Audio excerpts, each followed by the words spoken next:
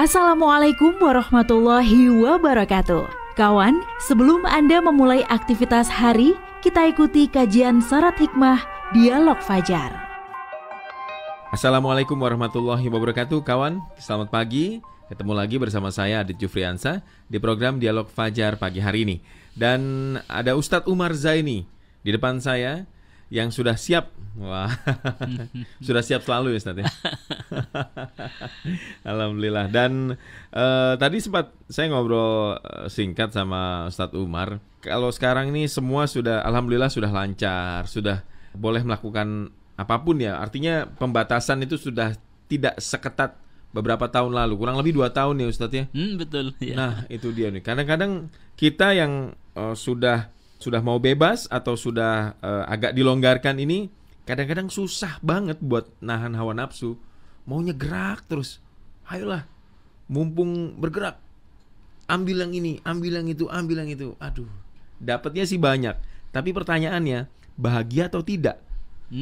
Karena kalau sudah nafsu yang bermain di situ, katanya nggak bahagia ya Ustaz. Begitu ya Ustaz? Iya, baik. Monggo Ustaz. Terima kasih Mas Adit. Assalamualaikum warahmatullahi wabarakatuh. Waalaikumsalam warahmatullahi wabarakatuh. Alhamdulillah, asyhadu an la ilaha illallah wa asyhadu anna Muhammadan abduhu wa rasuluh. Allahumma salli wa sallim ala habibika nabiyyina Muhammad wa ala alihi wa sahbihi ajma'in, amma ba'du. Kawan, saya kira diskusi kita pagi hari ini sangat menarik, kaitannya bagaimana meraih kebahagiaan yang hakiki dengan menahan hawa nafsu. Ya, ini mungkin bekal bagi kita semuanya di saat era yang seperti sekarang ini. Memang harus selalu mengendalikan hawa nafsu kita. Ya, mungkin ini sebagai bekal nanti ketika menghadapi kehidupan kita yang mulai pagi ini sampai nanti malam gitu kira-kira ya. Ketika nafsu kita mulai melenceng-lenceng gitu, kita coba saling mengingatkan. Saya pun juga mengingatkan untuk diri saya dan termasuk juga untuk kita semuanya. Mudah-mudahan itu manfaatnya Mas Adit ya. Amin. Insyaallah. Supaya hidup ini lebih baik. Tentu pertama kita harus mensyukuri atas diberi nikmat hidup oleh Allah yang hidupnya di abad sekarang ini Mas Adit. Jadi abad sekarang ini yang dimana kita hidup pada abad yang serba mudah. Karena perkembangan teknologi, perkembangan informasi, transportasi, industrialisasi. Ini kita syukur. Jadi ruh kita atau janin kita ini kita oleh Allah diturunkan di saat abad yang seperti sekarang ini. Ini tentu harus kita syukuri bersama di tengah-tengah kehidupan yang walaupun satu sisi tadi itu mudah, nyaman, tapi seperti Mas Adit bilang cenderung kehidupan yang serba hedonis. Nah, ini yang satu sisi kita nyaman, luar biasa dalam kehidupan yang sekarang ini di abad seperti ini, tetapi di sisi lain ada kecenderungan untuk hidup yang serba materialistis, hedonisme, dengan pandangan yang menganggap bahwa kesenangan dan kenikmatan materi sebagai tujuan utama dalam hidup. Nah, itu yang berkembang sekarang ini. Bahkan hedonisme itu memiliki makna dengan kemewahan dan berfoya-foya. Nah, itulah yang harus kita jaga. Jadi sekali lagi kita bersyukur diberikan oleh Allah ruh kita ini diturunkan di muka bumi ini dalam seperti abad yang sekarang ini. Saya pernah bayangkan Mas Adit, betapa kalau ruh kita diturunkan di muka bumi ini 100 tahun silam, atau 1000 tahun silam, saya ini masih ada. Saya masih punya tetangga Mas Adit, yang usianya sekarang ini sudah 90 sekian tahun. Masya Allah. Jadi mereka, saya tanya dulu, gimana dulu Mbah kehidupan sehari-hari ini? Ya sulit Mas, wong mau korek aja itu dulu belum ada Mas Adit. Beliau masih itu era-era masih anak-anak jadi anak-anak itu. Jadi belum ada yang namanya untuk mencari api itu pakai kayu Mas, ada batu digesekkan gitu. Baru keluar apinya, terus atau gimana caranya begitu. Susah lah. Itu 100 tahun silam. Apalagi 1000 tahun silam. Wah, gak kebayang kita bagaimana kehidupan jikalau seandainya ini memang andai-andai kita ruh kita ini diturunkan oleh Allah 1000 tahun silam, Masya Allah. Atau mungkin bahkan 10.000 tahun silam, yang belum ada era pertanian, yang ada adalah yang ada adalah masyarakat untuk mencari makanan itu harus berburu, harus pindah dari satu tempat ke tempat yang lain, dan peralatannya sangat sederhana. Jadi ada buku yang menarik di situ, Pak Sadid. Ditemukan ada arkeolog begitu ya, menemukan artefak-artefak dari tulang-tulang ini ya, binatang-binatang itu, tulang-tulang hewan. Itu disinyalir bahwa tulang-tulang hewan itu pernah mendapatkan pukulan-pukulan. Jadi kok masih bisa ya dilihat ya. Jadi bagaimana matinya hewan ini bisa diketahui karena disembelih atau dipukul. Nah, ternyata ditemukan hewan-hewan itu banyak yang mati karena dipukul. Karena apa? Karena saat itu belum ada alat-alat teknologi, belum ada pisau, belum ada cangkul, belum ada panah. Yang ada adalah taring, kemudian batu, lalu apa ini Mas? Tanduk. Nah, itu alat-alat yang untuk mematikan hewan-hewan itu. Berburu tadi. Yang berburu. Masya Allah. Jawanya ya Mas Adit, Daniel. Susahnya kita hidup di saat-saat seperti itu. Nah, sekarang ini alhamdulillah kita dihidupkan oleh Allah di abad yang seperti sekarang ini. Maka patut kita syukuri dan patut kita atur bagaimana agar tidak jatuh kepada kehidupan walaupun nyaman tapi kehidupan yang salah.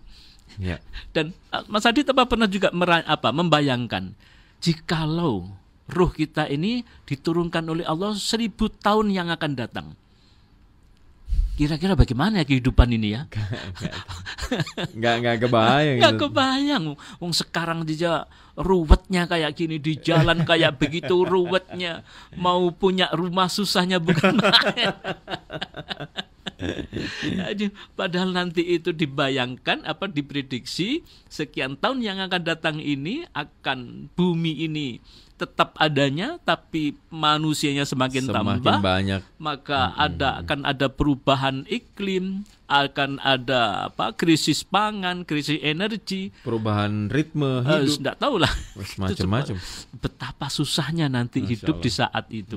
Nah, sekali lagi kita syukuri kita diberikan kesempatan hidup di abad ini, maka bagaimana kita mengatur kita ini supaya tetap hidup dengan baik, bahagia dengan baik, dengan cara menghalau atau dengan cara kita bagaimana nafsu kita ini bisa kita kendalikan, sehingga dengan bisa mengendalikan nafsu, hidup ini akan diberikan kebahagiaan yang hakiki. Nah, maka bagaimana sih untuk menghadapi kehidupan ini? Maka sebaiknya kita mari menikmati saat ini dengan meraih kebahagiaan yang hakiki itu dengan menahan hawa nafsu. Begini Mas Adit, di dalam Al-Quran itu ini cukup panjang ya. Akan saya bacakan saja artinya.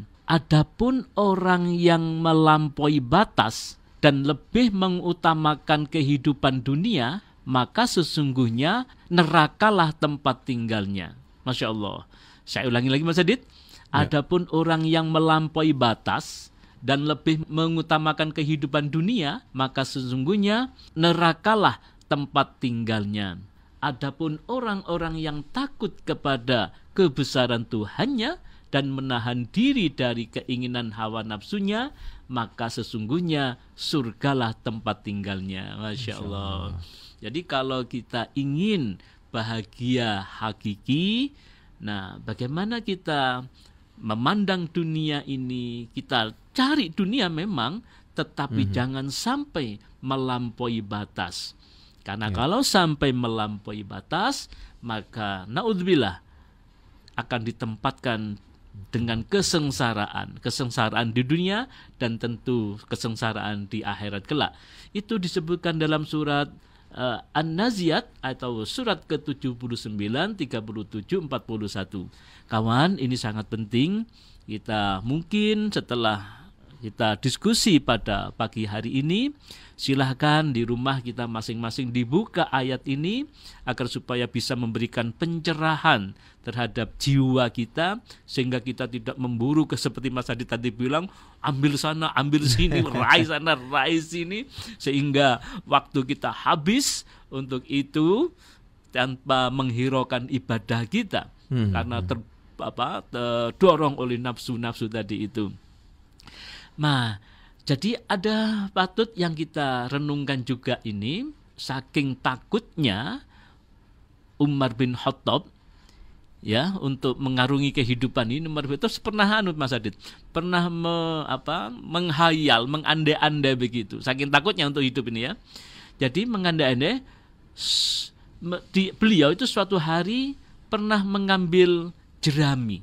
Jerami itu semacam rumput gitu ya, rumput yang panjang begitu, dan berkata, seandainya saja aku adalah jerami dan bukan merupakan sesuatu yang berarti, atau jikalau aku tidak dilahirkan oleh ibuku, maka tidak akan terkena siksa Allah atas perbuatannya itu.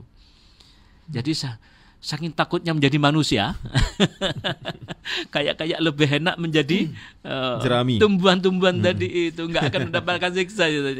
Itu saking ini. Tapi yang sudah terlanjur menjadi manusia, gimana lagi? Ya, yang terpenting bagaimana kita bisa menata nafsu kita ini. Itu sekelas Umar bin Khattab ya, apalagi kita Mas Adit.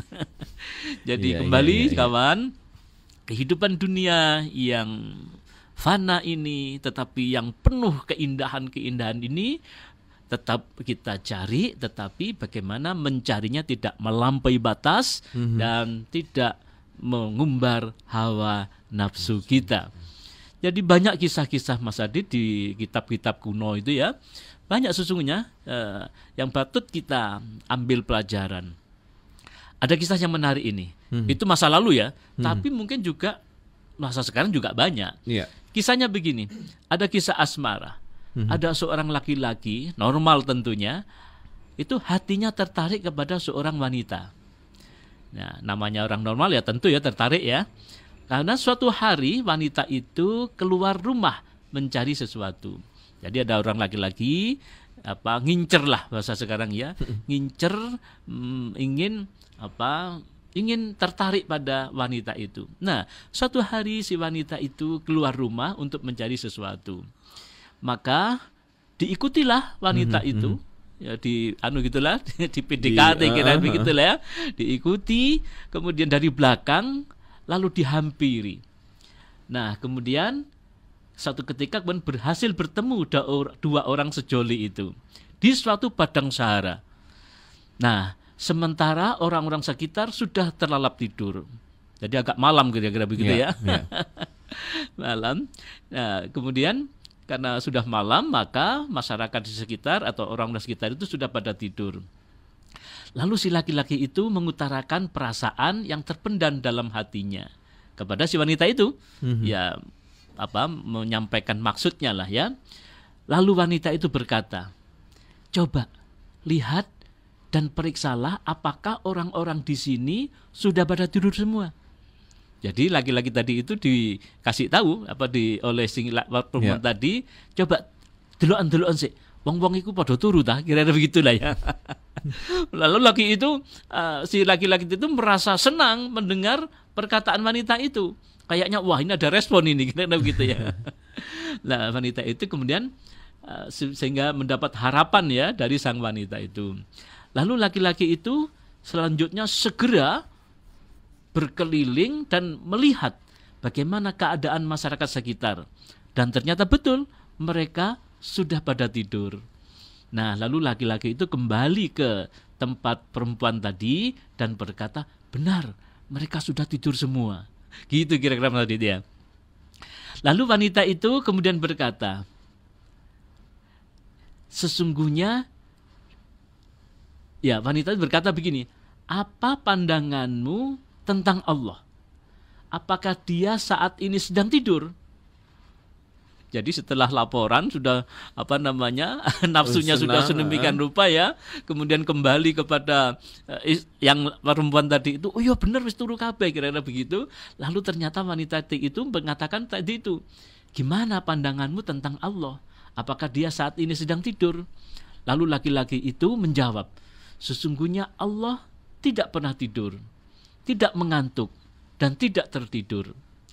Lalu wanita tadi berkata lagi, sesungguhnya dia tidak pernah tidur dan tidak akan tidur sedang melihat kita. Meskipun semua orang pada tidur melihat kita, dia lebih berhak kita takuti daripada mereka. Lalu Mas Adit dengan perkataan itu, sejurus kemudian laki-laki itu meninggalkan wanita karena takut kepada Allah, Tuhan yang Maha Pencipta. Lalu bertobat dan kembali ke daerahnya. Nah, inilah seorang laki-laki yang mampu menahan hawa nafsunya. Nah, sehingga dengan begitu dia mendapatkan kebahagiaan yang hakiki. Karena apa? Karena tidak terlanjur terjadi hal-hal yang bermaksiat. Dengan meninggalkan itu, dia hatinya, ini pandangan mata dengan pandangan mata dohir dan mata hati berbeda Mas Adit ya. Kalau mata dohir wah eman-eman rek. Tapi mata hati berkata lain. Waduh, Allah ternyata melihat saya. Dan kemudian ditinggalkanlah itu, dan dengan begitu dia mendapatkan kenikmatan hati. Karena apa? Tidak terjadi berbuat yang maksiat. Begitu juga saya kira cukup banyak. Ini kisah masa lalu. Tapi kayaknya sekarang juga banyak seperti ini. Banyak Ustaz, godaannya luar biasa. Godaan luar biasa. Begitu juga banyak sesungguhnya di kitab di kitabnya Ihya Ulumuddin itu kisah-kisah seperti ini yang masa lalu, tetapi masih juga banyak kita bisa ambil pelajarannya untuk sekarang ini. Termasuk juga ada kisah tentang kehidupan dari sisi ada orang yang kesulitan ekonomi. Semula dia mau mengorbankan akidahnya, mau mengorbankan harga dirinya, sampai mau menyerahkan harga dirinya.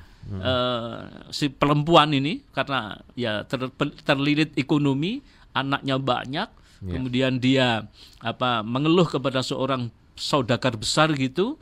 Nah, tapi ada syaratnya. Saya kasih, tapi kalau mau, nah begitulah kira-kira Mas Adit. Kalau mau titik-titik ya kira-kira begitu. Tapi kemudian orang ini disadarkan oleh Allah, dan ketika mau berbuat maksiat itu ininya ndredeki Mas Adit. Apa ndredeki itu ya? Gemetaran. Nah, setelah gemetaran kemudian mengatakan kepada si saudagar kaya itu dia takut kepada Allah. Lalu kemudian si saudagar kaya ini alhamdulillah nafsunya bisa terkendali. Engkau saja yang miskin kekurangan itu takut karena Allah untuk berbuat maksiat, apalagi saya yang diberikan kelebihan harta, sesungguhnya saya yang harus lebih takut kepada Allah. Tidak jadi Mas Adit. Jadi tidak jadi berbuat maksiat, tetapi kemudian orang ini diberi memang sebagian hartanya, tapi tanpa melakukan yang maksiat itu. Nah, saya kira sekarang ini juga banyak orang yang atas nama kebelit ekonomi kemudian sampai menjual harga dirinya. Masya Allah, na'udzubillah. Sesungguhnya tidak akan mendapatkan kebahagiaan yang sejati orang-orang yang seperti itu. Nah, itulah Mas Adit, kebahagiaan itu. Bagaimana meraih kebahagiaan hakiki? Maka pertama harus merubah cara pandang. bahwa kebahagiaan yang sesungguhnya adalah kebahagiaan hidup di akhirat. Itu yang harus menjadi pandang kita. Iya, sesungguhnya dunia ini sementara. Yang kedua, bagaimana kebahagiaan dalam pandangan mata zahir dengan mata batin sangat berbeda. Mata zahir melihat ini indah, tetapi sesungguhnya di situ ada godaan-godaan dibuat indah oleh yang namanya setan itu. Tetapi mata batin itu kebahagiaan yang hakiki, kebahagiaan di akhirat. Yang ketiga, usahakanlah semaksimal mungkin mencari kebahagiaan akhirat, maka kebahagiaan dunia akan terpenuhi. Jadi dalam Al-Quran disebutkan, barang siapa menghendaki keuntungan di akhirat, akan kami tambahkan keuntungan itu baginya. Dan barang siapa menghendaki keuntungan di dunia, kami berikan kepadanya sebagian darinya, keuntungan dunia. Tetapi dia tidak akan mendapatkan bagian di akhirat. Maksudnya Mas Adit, kalau kita konsentrasi semua yang kita lakukan ini dalam rangka untuk kebutuhan akhirat, mengejar akhirat, insya Allah kebutuhan dunia akan mengikutinya. Yang keempat, berusaha semaksimal mungkin untuk memperbanyak catatan amal yang baik. Jadi kawan, hidup di abad sekarang ini, mari kita manfaatkan hidup ini untuk berusaha semaksimal mungkin memperbanyak catatan amal-amal yang baik. Kemudian berikutnya, agar supaya kita mendapatkan kebahagiaan yang hakiki, pandanglah dunia sebagai dan manfaatkan sebagai alat untuk menuju Allah. Jadi kalau toh kita diberikan harta, gunakan itu sebagai alat dan manfaatkan untuk menuju Allah Subhanahu wa Ta'ala. Dan senantiasa mematuhi apa yang telah diperintahkan oleh Allah. Maka jika 5 atau 6 langkah ini atau 6 hal ini kita lakukan, insya Allah kita akan bisa mendapatkan kebahagiaan hakiki dengan yang sesungguhnya. Kebahagiaan dunia dan di akhirat. Baik. Nah kawan, itu tadi kawan, selalu ingat Allah dalam menjalani kehidupan Anda sehari-hari. Saya Jufriansa pamit. Saya akhiri program Dialog Fajar pagi hari ini dan kita ketemu lagi di lain kesempatan. Wassalamualaikum warahmatullahi wabarakatuh. Program Dialog Fajar yang baru Anda simak kerjasama Suara Surabaya dan Pesantren Al-Quran Nurul Falah Surabaya, lembaga dakwah yang amanah, profesional, dan berbasis Al-Quran. Pesantren Nurul Falah mencetak guru-guru Al-Quran dengan metode tilawati dan tahfidz Al-Quran. Informasi dan pemberian donasi hubungi 031 828 1278 atau nurulfalah.org. Wassalamualaikum warahmatullahi wabarakatuh.